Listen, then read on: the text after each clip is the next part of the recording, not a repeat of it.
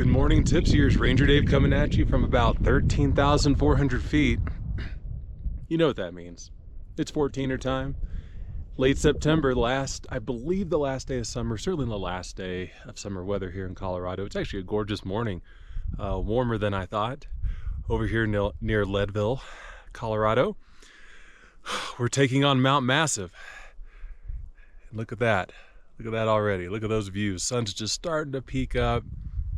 You can see the beautiful Sawatch Range behind me. Beautiful Ranger Dave sexy hair. Of course. You wouldn't expect anything different. So yeah, today, Mount Massive, and got a little beer action back of the vehicle. So sit back, relax, pop open that cold one. Let's get to work.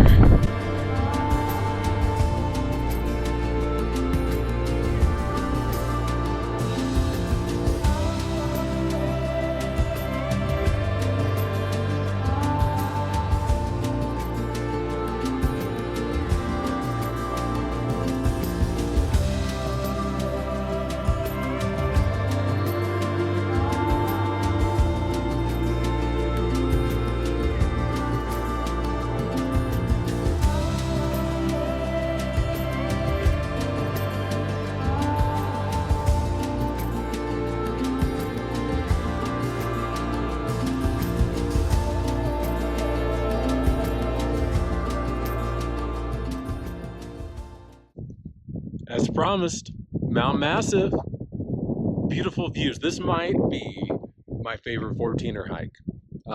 So real quick, took the southwest slopes. I believe it's southwest slopes. It might be southwest ridge. Either one, southwest route up, which is kind of a secondary route. It's not the standard route. Of course, the wind picks up when I want to film, but man, just check out those views. It's gorgeous out. So I'm actually going to post 2 sets of panoramic views. I took one just a little while ago, and then the sun kind of came out a little more. It's just amazing how the scenery changes just in a few minutes. Well, I'm going to enjoy this for another moment and then head down. And then when we get to the car, it's beer time, but just take it in. Last day of summer in Colorado. Sun in my eyes, which is great. My hat's a little bent. My Temu Indiana Jones hat. What more could you ask for besides beer?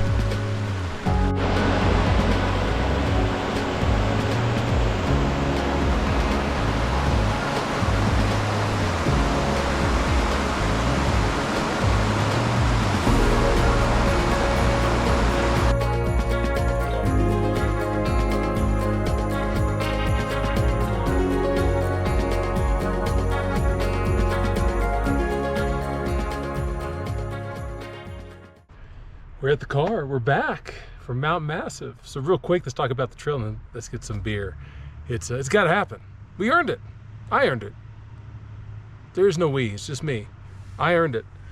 All right. So the trail. So with Mount Massive, there's two different trails. One is the main trail. That is not what we were on today, but let me explain why I chose the one we did today. So the eastern slopes, 14.5 miles. You know, good elevation gain, comparable to what we did today, a little more. I want to say it's about 500 feet more. The key with that one is that it's very, from what I've heard, very approachable as far as feet of elevation gain per mile. So that's an important stat. That kind of tells you how hard the trail's going to be. I've been on part of that trail because it intersects the Colorado Trail. So for the first 3 miles, maybe even 4, it's Colorado Trail, and it's not bad. The reason I didn't select that, 14.5 miles is a slog. Southwest slopes, that's what we did today. I did today. Why do I keep saying we? It is about 7.5 miles. However, the road to the trailhead gets rough the last half mile. So I parked about a half mile away. I would highly recommend doing that. Somewhere I would put coordinates into like Google Maps, Apple Maps, whatever it is, get directions. And when you start getting inside of, say, a mile, but certainly like 0.8 miles of the end of the road where the trailhead is, start looking for a pull-off. There's tons of great camping spots. Holy moly. When you get to the trailhead, there is a large creek, lots of camping in that area. Highly, highly recommend that if that's your thing. I saw a few vehicles get to the trailhead, some 4Runners. I think I could have done it in this with my lift, but I didn't want to chance it. There were some gnarly parts of the road. As far as the trail is concerned, first 1.5 miles, easy. Easy, easy, easy. Anyone would think it's easy. I don't even think you gain 500 feet in the first 1.5 miles. When you get to a junction, that you can either go straight or turn right to go to Mount Massive Trailhead, that is the moment of bend over, here it comes, because you gain over 3,000 feet in 2 miles. It's doable. I would err on the side of toughness and a high grade on the trail versus distance. Personally, like, I'm willing to endure the suck for a little bit. But you got to make sure that you're ready for that. That was one of the steepest hikes I've ever made. When you get past the steep part and you get on the ridge line, there's a false summit, but it's really kind of fun. Kind of a fun little class 2 scramble, not tough. Probably one of the easier ones I've done. Like, I would say maybe a little more scrambling than Huron, but maybe even Huron has a little bit more. I don't know. That's a tough one. They're a little different. I think this would be a great class 2 for someone who's trying to practice some light scrambling, kind of get comfortable with that. There's not much exposure at all, so you're pretty safe. You just need to make sure that your legs are ready to rock and roll. I had fresh legs, thank goodness. But man, it can be a beating on the way up. And I saw a mountain goat friend, got some footage of that. That was great. And I know I bet it comes through the video. I tripped to the very summit to get up when I was filming, so that'll be fun to see. Anyway, great 14er, great way to end the summer. This has been maybe my best summer of hiking. I think that goes without saying. Finished the Colorado Trail, a bunch of 14ers. It's great. Beer time. So with me today, Upslope Spruce Tip IPA. Look at that. So first, I selected this because look at that Upslope logo. Like, that's kind of fun. Kind of looks like a 14er. We've reviewed some of their beers before. I'm a fan of IPAs. I have to be in the mood for an IPA. But Spruce Tip, I'm really intrigued about. This is weird. This is, I know it's weird. I like pine flavored things. Like, there's this chocolate from Switzerland, I think it was. And it had pine oil in it. I really liked it, and everyone thought I was a freak. And they might be right, but I really enjoyed it. Let me pop this bad boy open. I gotta hit the road. I gotta go to work. Today, did not spew, always a good sign. So what it says on the can, ingredients, snow melt. I love that as the first ingredient. Like just like, in case you forgot, we're in Colorado. Yeah, snow melt, not water, snow melt. Malt, various hops, including Cascade hops, spruce tips, lemon peel, orange peel, and yeast. And it says specs, handcrafted aluminum can, portable, recyclable, good, whatever. 7.5% alcohol, so packing a punch. Anyway, here's to a great summer with some hiking buddies, just out here on my own. Leaves are changing. I'm so ready for fall tomorrow. It's gonna be great. We're gonna get some real fall weather. Here's to living life long, loose, and full of juice until next year. Let's go.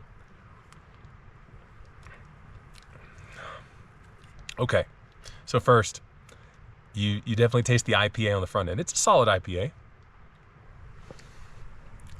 Yeah, you get some spruce tip. It's not overpowering.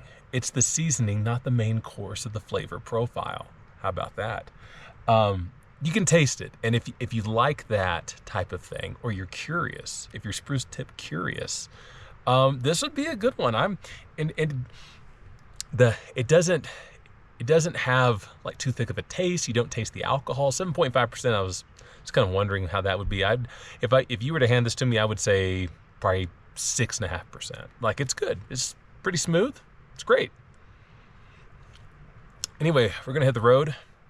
I hope you enjoyed the videos this summer. I hope you enjoyed this one, and I hope you're living life long, loose, and full of juice. Till next time.